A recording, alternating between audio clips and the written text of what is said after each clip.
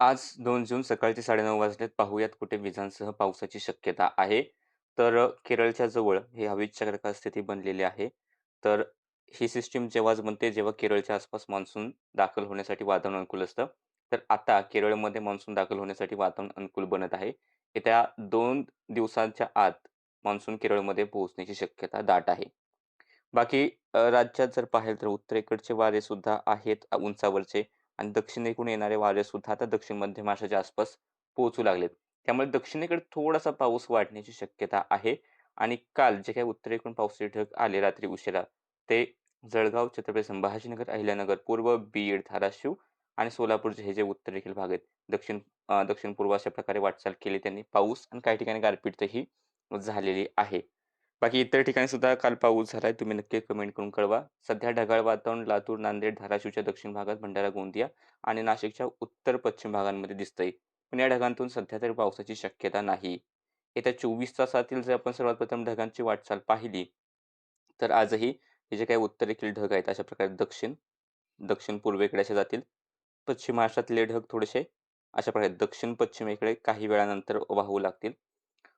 त्यानंतर मराठवाड्याच्या आसपासचे ढग अशा प्रकारे दक्षिण-पूर्वेकडेच जाण्याची शक्यता आहे. विदर्भाकडचे ढग पूर्व, दक्षिण-पूर्व अशा प्रकारे जाण्याची शक्यता आहे.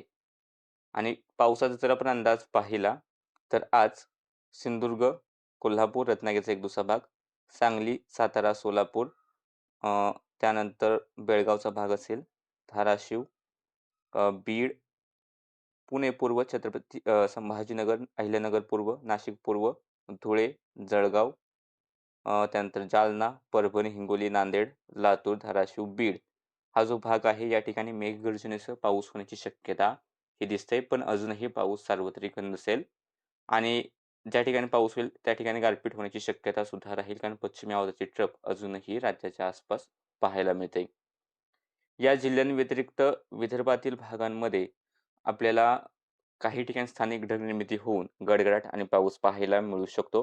पण ही शक्यता थोड्या मोजक्या क्षेत्रांसाठी आहे. खूप मोठ्या क्षेत्रावरती पावसाचा अंदाज दिसत नाही. पण ज्या ठिकाणी स्थानिक ढगनिर्मिती होईल, त्या ठिकाणी पाऊस होईल.